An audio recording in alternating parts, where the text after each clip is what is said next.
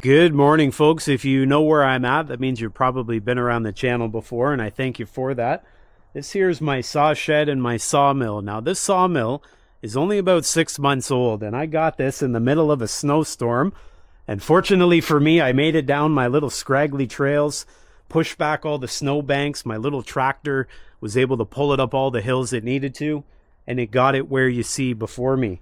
Now, this thing is no lightweight. If you're not familiar, the Clarke Model 350-38, this weighs just under 9,000 pounds. It's solid steel.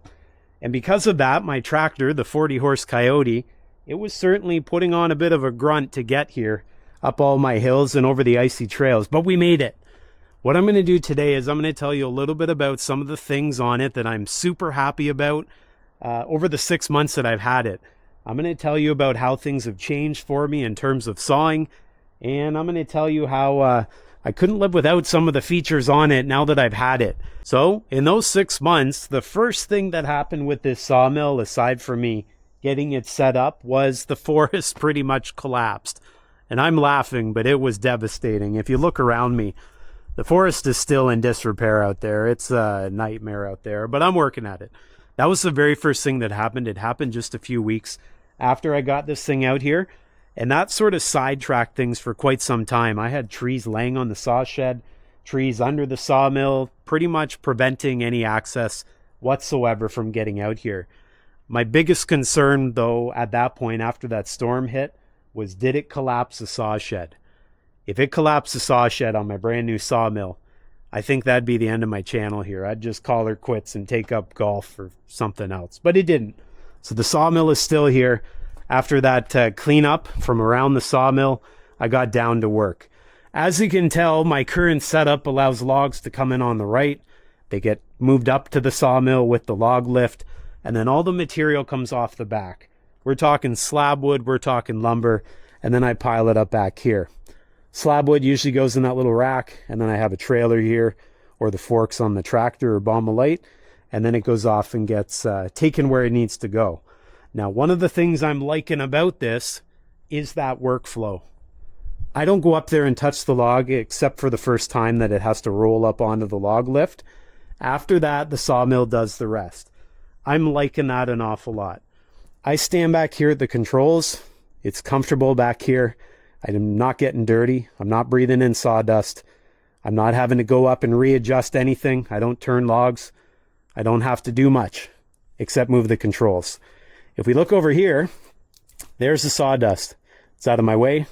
It allows me to come in with the tractor, move it out of the way as needed. I like that setup that I've got for this sawmill. The only thing that I might do a bit different is extend this roof line. When I'm standing here, I'm out of the elements, but the rain is landing very, very close to me. And every once in a while, if the snow lets go off the roof, it's not that far over my shoulder. In a perfect world, if I could have this roof extended so it goes over top of my slab wood and my lumber pile, all the better. In the future, will that happen? Maybe. But that's one of the things I'm thinking. Now, another thing I've noticed with the sawmill over the last few months is just how open the sides are because of the height of the ceiling or the height of the shed here. Now, that has been good and it has been bad. Now that I have a log loader, that allows me to move logs into place, ready to go up onto the sawmill without any fear of hitting the top of the roof. However, when it snows, it also allows that snow to come in kind of freely. Now, I do have tarps, but a tarp is not a replacement for a permanent wall. Would I put up permanent walls here in the future? Maybe. Is that something I like in the middle of winter? Yeah, I think I'd like a permanent wall, but I'm not quite sure what that's going to look like yet. So stay tuned. Maybe I'll get down to building some more. Now, looking down to the ground this time, if we have a look here, there's quite a bit of debris that falls. I usually get in here with my backpack blower and I blow all the dust away. Some of the debris on the ground goes with it, but other stuff, let's face it, it stays there until I can get in here and rake it out. Now, if I had a concrete pad here, that would probably be the perfect situation, but I'm way out in the woods here and I'm not interested in pouring concrete. I don't have any time to do concrete, let alone clean up the forest out here. So I got to stick to the basics. Now the main reason I might put a concrete pad in, or would want to, is that way when the ground moves, keeping in mind we get freeze-thaw cycles here, I wouldn't have to readjust my sawmill. Now I don't have to adjust it all that much, but when I do, I use these jacks here. There's 4 of them. And then I have the support legs as well, and I think there's 6 of those. 2 at each end, and there's 1 in here somewhere. Yeah, right there as well. In fact, that's a jack as well, I forgot. So it's not all that challenging to do that, but in a perfect world with concrete pad, I would never have to do it. So let's get back to the features on the sawmill that I've really come to like over the last 6 months. This log lift.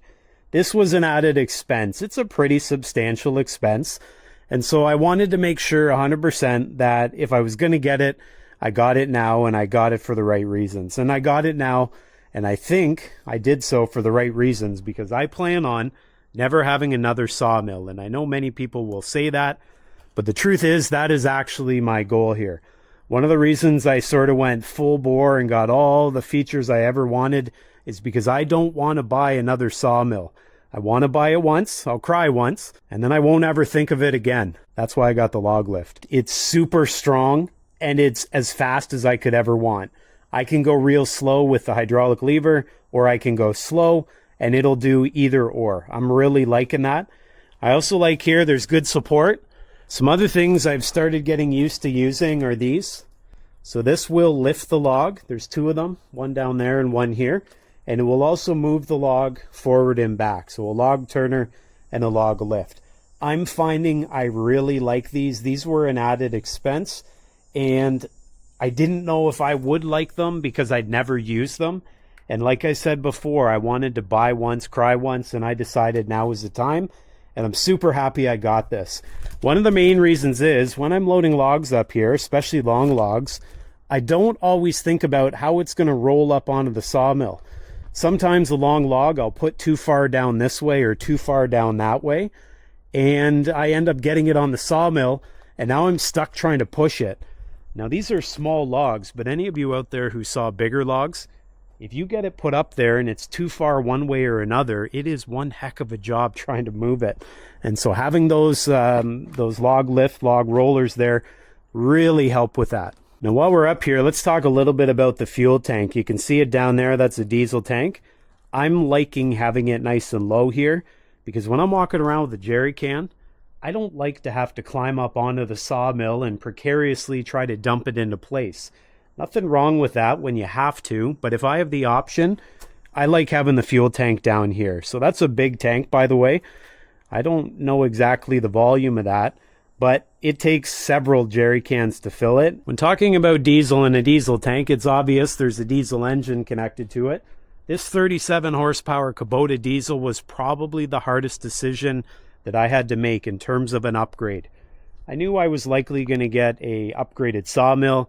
I was going to get hydraulics on it, but I wasn't completely sold on a diesel engine because of the price increase. It's a fairly big price increase to a diesel engine, and I had options. This sawmill, it has a lot of options on it, and one of the things I like about it is because I can tailor it to what I decide is important. I wanted a 37 horse. I figured it was a good size for my application. But I could have got a 75 horse engine, and I think there was a 120 horsepower diesel engine. So you can certainly go crazy. This one as well, you can get a 38 horse, is it 38? I think so, gas engine. And I was kind of stuck between that gas engine or the diesel. I decided to jump up to the diesel just because I said before, I only want to buy this sawmill once. And so I never want to have buyer's remorse and think about what I should have done.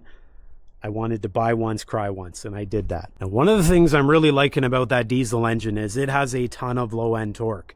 You want torque on a sawmill, as that'll pull you through tough cuts. And this is no exception. It gets me through everything I needed to. Keep in mind, I don't always saw red pines like this, which are relatively soft. I'll throw up a hardwood log up there. I'll throw up some real knotty spruce, and it'll rip right through it. It'll cut flat. I like that about it. I also like how it sips fuel.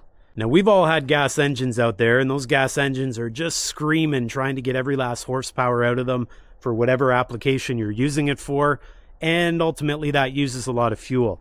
This thing here, even though it's running pretty well all the time at 2400 RPM, it's sipping fuel. I think 0.5 gallons per hour is about the average when we're running full tilt. And I'd say that's pretty good. It's a lot of savings compared to an equal gas engine, which I'm sure would use quite a bit more fuel. Just looking down where I stand here at the control station, this is where I stand to cut. I don't move an awful lot from here unless I'm rolling a log up onto the log lift. That's it. I go from here, I pivot a little bit to unload things, but that's all I'm doing. Now, what I'm liking about this setup here is it keeps me away from the dust, keeps me away from the debris, and it allows me a line of sight all the way down on both sides of the log. If you can imagine, if I take my head from here and I look here, the log is on this side of the sawmill. I can see the right side, I can see the left side without problem. You can see all the hydraulic controls here.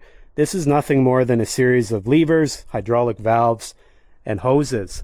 This sawmill, with the exception of the Setworks, and I think the lasers, which are 12 volt, this is fully hydraulic.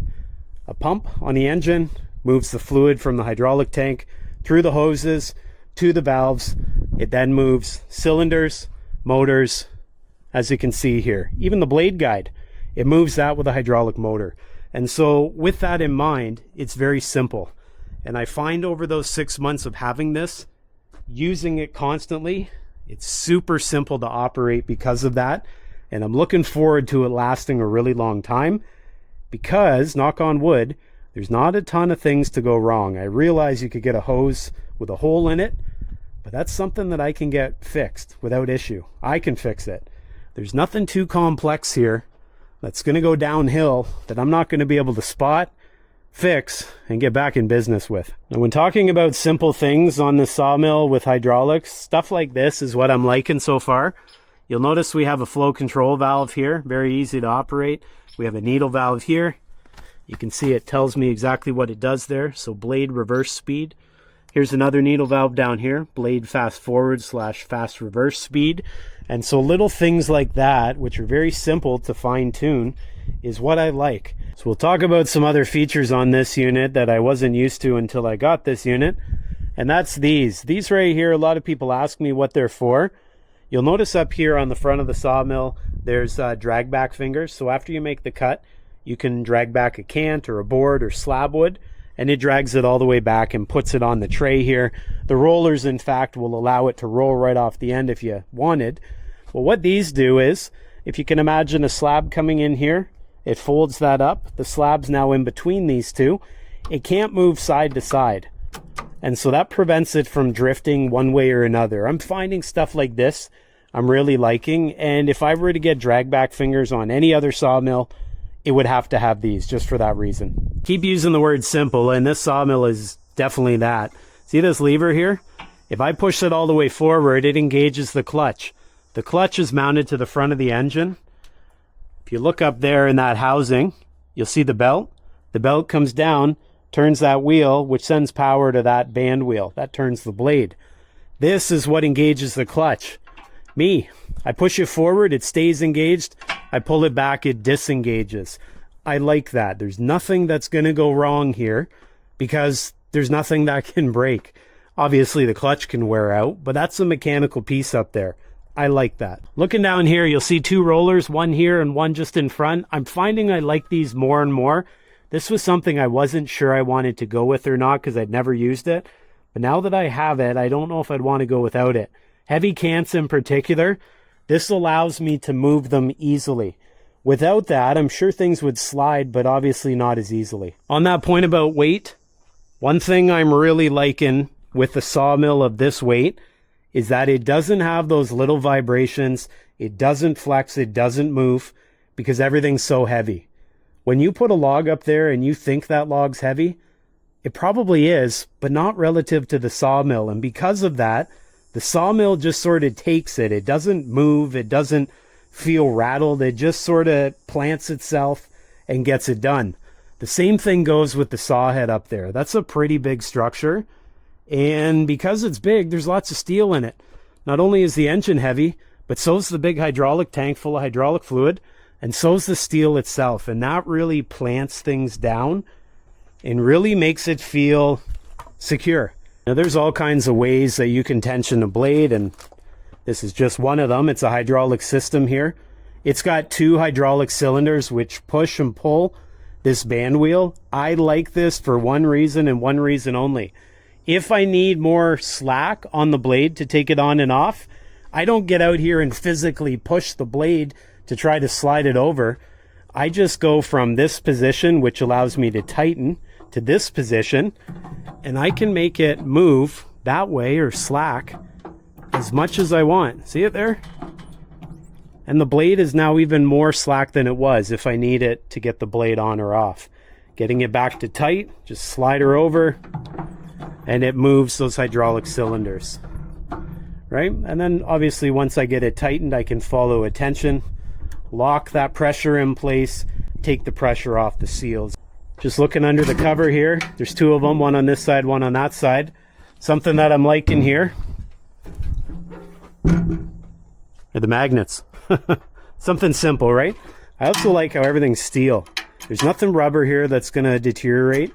It's all steel, including the band wheels. There's no belt there. That's something I wasn't used to, something I've heard about before, something I'm really liking. When I tension this blade and it spins on those band wheels, that looks like a pencil line, the blade that is. This cuts incredibly flat lumber, and I think it's because it's perfectly round and it rolls round. It stays round while you're cutting. Now these are big band wheels at 26-inch diameter. It's also a big blade at 2 inches in width. Overall 18 foot 7 inches in length. It's a big blade. It is more expensive than obviously a smaller blade, but I'm finding it cuts really, really flat. And I have a video on that talking specifically about things like beam strength, tooth spacing, etc. Overall though, the 26-inch band wheel's got lots of weight there to keep that momentum up, and it keeps cutting nice and flat. For the for the bearings up here, these are tapered roller bearings like you'd have in a car, and there's one on each side. There's support for the bearing on each side as well, and that's something I think I will really like over the long term. In the first 6 months, I don't notice anything with it, obviously, but I'm looking forward to good things in the future. The Debarker, I use this on every log, but the thing is, I only have to use it once. The way this sawmill's set up, very different than a lot of sawmills. The log is on this side. Notice where the log stops are? The log clamp is over on that side. Because the log sits over here, I only have to cut through the bark on the first cut. I only use this once before I rotate the log towards the log clamp, log stop that is, and then I'm cutting into fresh, clean wood. Therefore, even without the Debarker, I would likely be able to keep my blade sharper longer just because of that setup. Something I'm finding I'm liking more and more each time. Now the Debarker, one thing I like about it and I notice about it, it has forward and reverse speeds. So see this debris in here from my last log? I can actually reverse the spin by the controls and get all that debris out of there before I start cutting. I like that quite a bit. Over the first few months of ownership, something I'm noticing I would never want to live without again is that right there. The log turner, a chain log turner. I like the chain because I can rotate the log in either direction. Sometimes I rotate it one way, and instead of having to continue to rotate it to get it exactly where I want to, I can just nudge the chain in reverse and it puts it where it needs to go. I really like that. I think having the log clamps move the cant around, that's fine and dandy, but those are slow relative to this. This will flip a log in seconds, and because it's fully hydraulic, tons of power there, you'll see exactly what I mean if I have a big log or a small one. It doesn't really matter. A flick of the lever and boom, over it goes. The log stops are working really, really well as well. There's 4 of them here, as you can see, and they all move up and down on the same shaft connected to the same hydraulic motor. You see the motor down here, you see the shaft there. They all have a gear, and that gear runs up and down the log stop itself. I like that.